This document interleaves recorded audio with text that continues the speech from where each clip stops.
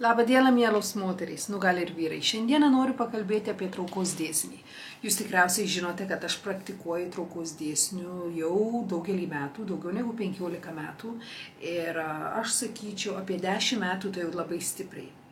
Iš tikrųjų, traukos dėsnis veikia visiems, ar jūs tuo tikite ar ne. Ir jeigu jūs tikite ir daugiau vadovaujatės ir žinote, kaip, nežinau kaip pasakyti, manipuliuoti, tuomet, nors nelabai kaip skamba, tuomet, žinoma, visa tai veikia jūsų naudą. Man bus 40 metų, balandžio 30 dieną, ir aš pastebėjau, kad su traukos dėsniu pritraukiau labai daug. Aš anksčiau buvau toksai žmogus, kur galvodavau, kaip Dievas duos, jeigu Dievas leis, aš nors ir tuo Dievu nežinau, ar labai tikiu, aš tikiu energiją, aš nežinau, ar yra kažkoks žmogus viršuje ir jisai įraudinėja ir įsakinėja ir jisai nusprendžia, kaip mums reikia gyventi.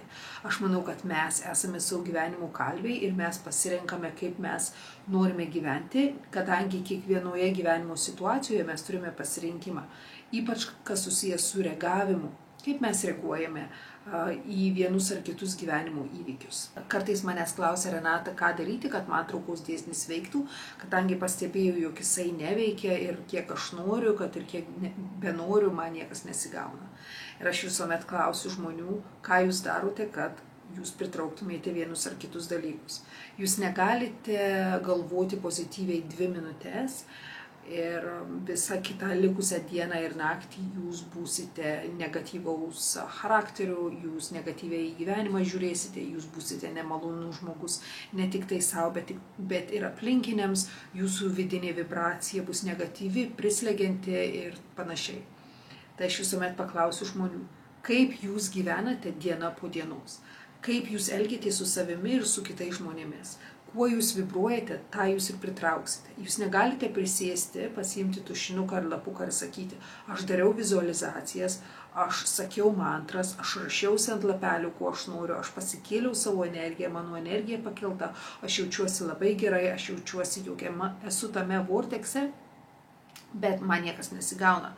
Ir aš visuomet paklausiu, tai kiek tu laiko buvai tam vortekse? Po to pakalbėsiu daugiau apie tai, ir kiek tų laikų iš tikrųjų buvai gal negatyvi, tai labai dažnai pastebiu, kalbant su žmonėmis, kad pavyzdžiui 10 minučių per 24 valandas žmogus buvo vortekse. Kas yra vorteksas? Vorteksas, kuomet jūsų mintys, jūsų norai, jūsų vibracija sutampa su tai, ko jūs norite.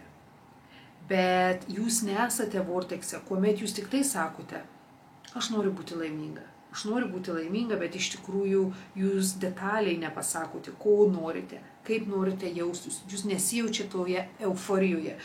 Bet kuo daugiau sakote, kur norite būti, ką norite pasiekti, kodėl tai norite pasiekti. Jūs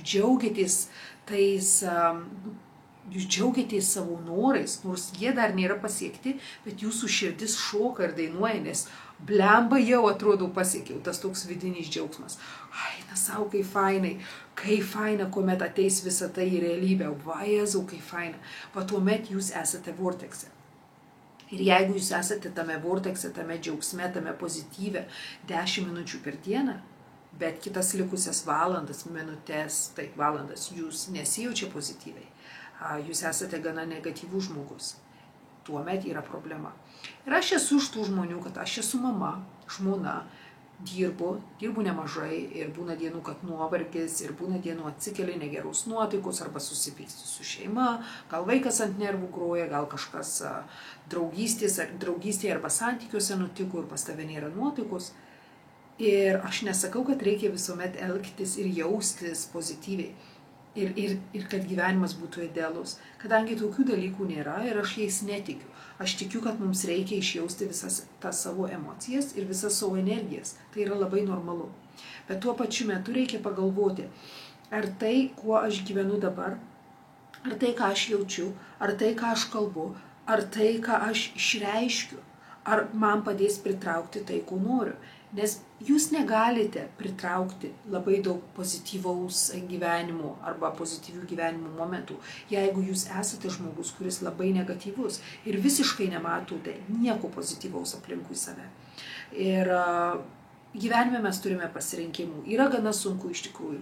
Kartais aš kalbu su žmonėmis ir sakau, kad, pavyzdžiui, kuomet mūsų dukra numirė, Aš gimdymą dariau ir jinai jau buvo nebegyva, mes žinojome, kad jinai mirs gimdyme. Žinokite, tuo metu aš pastebėjau, kad buvo gana sunku, bet aš jaučiau, jog man, nežinau, visata duos kažką geresnio gyvenime ir viskas bus gerai. Ir dabar mes turime sūnų ir jo vardas yra Ryanas. Aš turėjau pasirinkimą, ar sėdėti ir verkti kiekvieną dieną ir galvoti, kad aš esu labai kad nesėkminga, kad man gyvenime nepasisekė, kad vyrui nepasisekė. O mes pakeitėme savo gyvenimo situaciją ir nusprendėme įsivaikinti. Ir mano vyrui, Simonui, buvo labai sunku, kadangi jam dabar yra 57 metai. Tai kuomet aš laukiausi, jam buvo daugiau negu 50 metų. Tai jisai žinojo, kad jau savo atžalos nebeturės. Kadangi mano kraujas yra B negatyvas, jo kraujas yra O pozityvas ir kuomet padarė tyrimus, nes tai yra mūsų jau 3 persileidimas. Turėjau 2 persileidimus ir 1 gimdymą. Vadinasi, kad tikrai jau buvo mano kūnas išdraskytas ir aš jau to nebenorėjau pereiti vėl per tą kelią, kuomet prarasim gal vaiką ar kažkas nutiks. Ir nenorėjom rizikuoti, bet taip pat savo pasakėm, o kodėlgi neįsivaikinti? Kodėl dabar eiti nukarus nosimi ir verkti kiekvieną dieną ir sakyti, kad mums nesiseka, bet galime mes savo gyvenimą pakeisti ir pasakyti, kad davai, o kodėlgi ne, gal įsivaikinam ir duodam namus mažam žmogeliukui, kur tikrai mes būsime laimingi kaip šeima. Ir žinokite, taip pat, kuomet gyvename, pavyzdžiui, Dubajui, po to skridome gyventi į Hongkongą ir pirkome vieną namą, jūs tikriausiai prisimenate, apie tai esu kalbėjusi, Koh Phangan. Ir man dauguma sakė, kodėl Renata tenais negyveni, juk labai gražus namas, labai graži aplinka, gyveni prie jūros. Bet mes su vyru pergalvojome, kad mums būtų geriau nuomoti tą namą ir iš tos nuomos gyventi gal kukliau, bet gyventi čia, kur yra daugiau mokyklų, prekybos centrų ir panašiai. Mes turime gyvenime pasirinkimų. Mes žinome savo vertybės, mes žinome viduje ir savo širdyje, ko mes trokštame. Tai labai dažnai mums reikia pamiršti, kaip mes atrodome Instagrame ar Facebook'e, kaip mes norime gal netgi pasirodyti ir kokį gyvenimą parodyti. Ir prisiminti savo vertybės. Aš atsimenu, kuomet pradėjau daryti YouTube video daugiau Hongkong'e tuo metu. Ir man sakė, kad wow, Renata, jūsų butas tuo metu. Žinau, gal dabar kalbu apie tos materialius dalykus, bet kai kuriuos materialius dalykus, bet aš galiu tik tais tokius pavyzdžius duoti daugiau mažiau, ne? Jeigu prisiminsiu kitų pavyzdžių, tuomet aš jums duosiu. Ir kuomet gyvenome tokiam labai prašmatniame bute, mes už jį nemokėjome, mokėjau Simonų kaip ir darbas, nes pinigai buvo tikrai nemaži nuomotis tą butą. Tai mes būtumėm tikrai neįgalėję, ne? Nuomoti tų butų. Ir kuomet mes po 6 savaičių, po 6 mėnesių beveik, jau tau nenuomoja tavo buto tau, bet duoda truputėlį pinigų ir tu pats nuomojasi. Ne visą sumą, bet truputėlį pinigų. O vyras grįžo. Nu ir žinokite, mes nusprendėme nuomotis tokį butą, kuris kuklesnis, apskrudęs toksai, spintelės, virtuvės spintelės apsilupinėja, tikrai ne kokios situacijos. Ir mano vyras sako, ar tikrai Renata. Ir aš visuomet prisimenu tos žodžius, kad aš sakau, aš negyvenu dėl kitų žmonių. Mes taupome pinigus dėl ateities. Ir nereikia visiškai gėdytis, nereikia galvoti, kad mes esame prasti ar mums kažkas negerai. Visuomet turime gyvenime pasirinkimą, kaip mes norime žiūrėti į vieną ar kitą situaciją.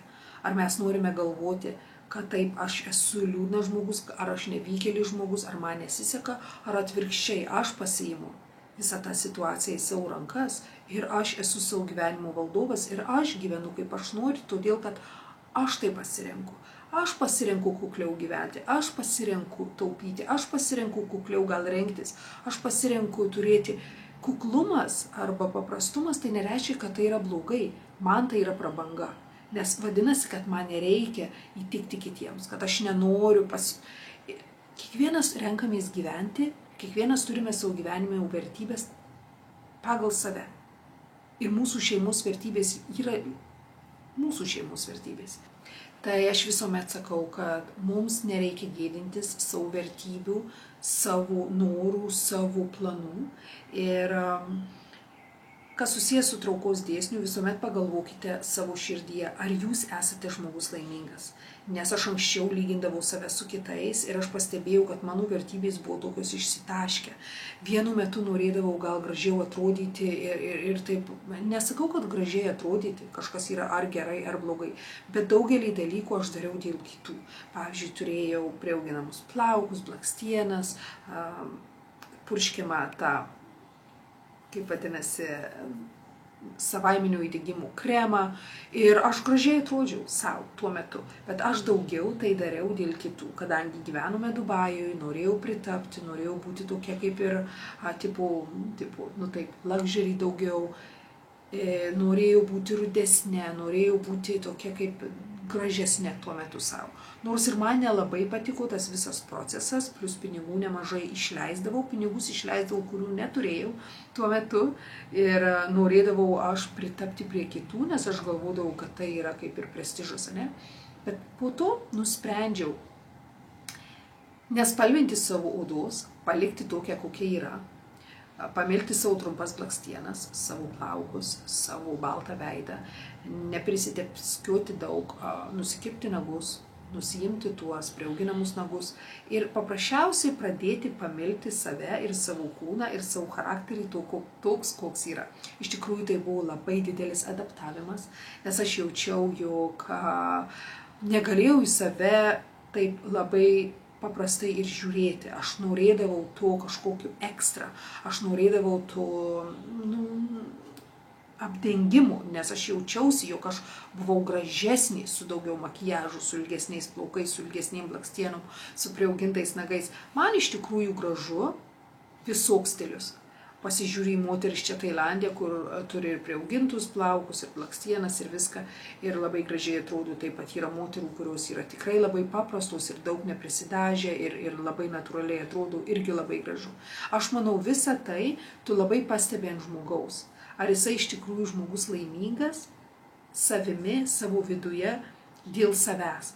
O ar tai daro dėl to, kad kitas žmogus gal iš to reikalauja antroji pusė, arba galvoja, jog antrai pusė daugiau patiks, arba draugams, arba su būriu žmonių, kuriais tas žmogus gal būna, tuomet ir bando pritapti.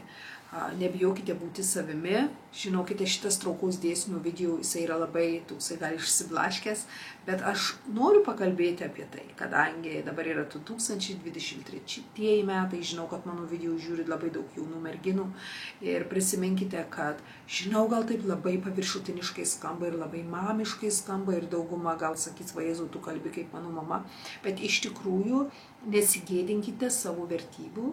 Ir kiekvieną kartą norėdami pritraukti kažką savo, visuomet pagalvokite, ar tai ateina iš mano širdies, ar tai aš noriu pritraukti iš savo dėl to, kad aš to noriu, o ar dėl to, kad aš noriu pasirodyti, ar dėl to, kad toks gyvenimas būtų šustresnis.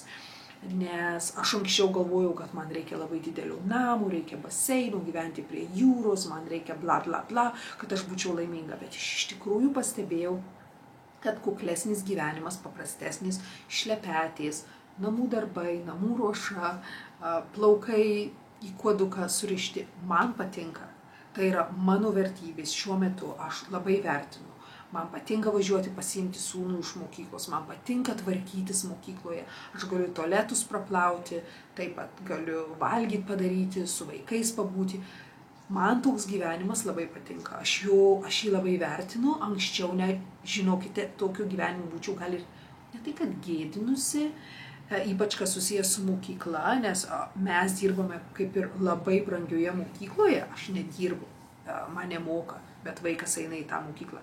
Ir tu pamatai tų tėvų, kurie ateina tikrai, nemeluoju, iš tikrųjų Tailande tėvai yra labai paprasti, ypač mūsų mokykloje, nes tai yra kaip ir miško mokykla, bet kelis kartus mane matė plaunant tualetus, tai jie taip truputėlį, I thought you are teacher, tipo galvojau, kad aš mokytoja, sakau tikrai, ne, aš sakau, padedu ir tualetus praplaunu, ir valgyti padarau truputėlį ir kažką tokio. Ir žinote, aš pastebėjau, atsiprašau, mano šuo, ir aš pastebėjau, kad man negėda tai sakyti. kuomet jaunesnė buvau, man būdavo gėda, neprestižas, noriu būti daugiau gal tokia kaip ir glamoras, ane?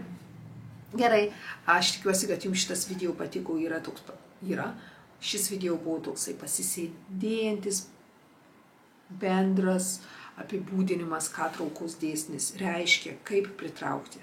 Ir jeigu trumpai, visuomet pagalvokite, ko jūs norite, ar tai ateina iš jūsų širdies, ar tai ateina iš kažko kito širdies. Nesigėdinkite savo svajonių, savo planų, savo vertybių, nebijokite būti savimi ir eikite į priekį ir visuomet pagalvokite, ar tai, kuo jūs vibruojate didesnę gyvenimo dalį, ar tai jūs norite pritraukti. Nes prisiminkite, kad 10 minučių sėdėjimas ir rašymas ir mantrų sakymas ir galvojimas neužteks. Jums reikia būti didesnė dalimi tai, ko jūs norite pritraukti.